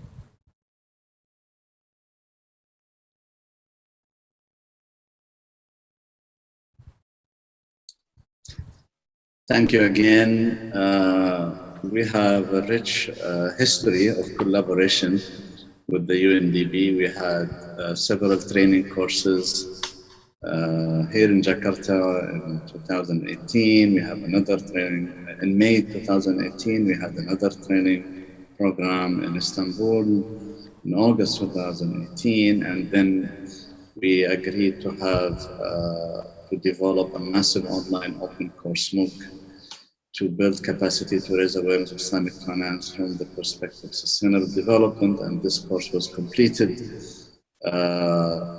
about 2 or 3 months ago and should be available to the public very soon. As Mr. Noor highlighted, our joint relationship started in 2016, establishing the Global Islamic Finance Impact Investing Platform, jointly between the ISDB, the UNDP Istanbul International Center for Private Sector and Development, and it was signed in Jakarta. So we keep coming back to Jakarta every time. So I'm very optimistic that Jakarta will be, inshallah, leading the efforts of Islamic finance and SDG. And this takes us to the next question, which is how do we see the center? Well, I'm sure that my colleagues, Dr. Dadang and his colleagues in the university and also Mr. Noon, the UNDP, and my colleagues at the Institute, they will be able to explore many options and opportunities. But I would emphasize Blue Ocean strategy. Blue Ocean strategy means find those areas in which you have very small number of competitors or actors in that area. If you want to maximize your impact, if it's about impact investing, then we should focus on these areas in which very few people are working. Of course, you will not find areas that no one is working on, but you will find areas in which there is relatively little work has been done. Rather than to replicate the work of others or to compete with others, better to focus on new areas that could have a lasting impact. Now, there is, from practical experience, there is always a challenge. If you want to do something different, you will face all that pressure. People will keep pressuring you to do like what others are doing, because they, okay, Center X, Center of Excellence X is doing this. Are you doing the same? And you keep listening to, and donors, of course, will keep asking you, stakeholders will keep asking you. So you will find all that kind of pressure. So unless you have a very strong strategy and direction, you will be naturally driven by the crowd. But if you go with the crowd, you are not adding much value. You have to stand out of the crowd in order to be unique, in order to have the maximum impact. So rather than giving a very, I already highlighted the issue of curriculum in economics and how this could also help shrink the gap. Actually, it's a perceived gap. This gap is man-made.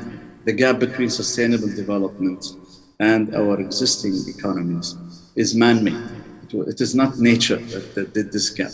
We created this gap, so we can shrink this gap by starting with the most important asset in the economy. But in general, I would suggest and encourage my colleagues in the center to study and apply Blue Ocean Strategy. This is a very interesting area, and I think it is very fruitful. Thank you very much. Okay, thank you, Dr. Sami. I like your quotes. If we want to maximize the impact, we must focus in this area. Thank you very much. Thank you for the prominent speakers, and let me to conclude this discussion. There is strong commonality between Islamic finance and SDGs, making it huge to close the financing gap. This IIIU envision to an Islamic higher learning institution for innovative solution and endeavor for the global community. It aspires to provide leading role in synthesizing multiple disciplinary of knowledge which is based on Islamic scholar tradition, technology, and innovation. And the IIIU may serve an epistemic community who always gives out the light of the knowledge and harmony which play important roles in achieving better well-being to the global society. UNDP, Indonesia, and globally have been engaging with the Islamic finance in a broad sense of poverty reduction, equality, climate action, and sustainability to leave no one behind, mainly through the innovative financing lab. It has been linking zakat, wakaf, sukuk, and other forms of Islamic finance instruments to show complementarity.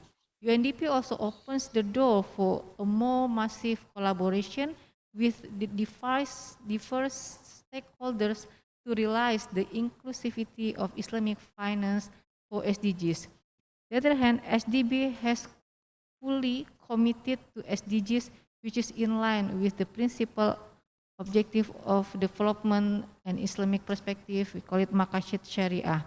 SDB is also have a strong collaboration with others to create sustainable development goals. Thank you very much for the discussion, very fruitful discussion. But we will remind you for the new comer for the center, we have vision and mission here. For vision and mission to become a knowledge hub and a reference for Islamic finance and SDGs, and we also have a mission here to enable an innovative environment within the Islamic finance universe through assistance with the project development, alignment with the SDGs, providing strategic advice and knowledge building. The second mission to assist in the development of SDGs related project by harnessing Islamic finance potential. And the third to improve capacity in Islamic finance by ensuring SDGs alignment and strategic advice and transferring learning and tools to stakeholders. The last mission to ensure the center contributes to the knowledge building in Islamic finance by providing best practice and research. So welcome join with us with the Center of Excellence in Islamic Finance for SDGs. Thank you very much. Assalamualaikum warahmatullahi wabarakatuh.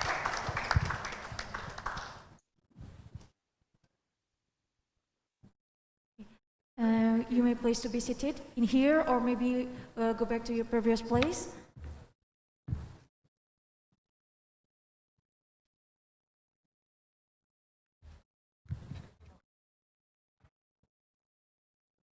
Thank you, Professor Dian Mashita, and all the speakers for an insightful discussion today. The point that we need to highlight is Indonesia need to improve the awareness and also the public understanding regarding the Islamic finance in Indonesia. And ladies and gentlemen, now we have finally reached the end of our event, launching Center of Excellence in Islamic Finance for Sustainable Development Goals (SDGs). Thank you for your sharing time with us today, and hopefully it was great, informative, and wonderful discussion for you. Allow me, Intan Destia Helmi, on behalf of the ISEG 2021, to close this morning's event, and we hope to meet you in another ISEG 2021 committee. Celebrate meaningful life with ISEG 2021, and ISEG bring out halal in you. Wassalamualaikum warahmatullahi wabarakatuh.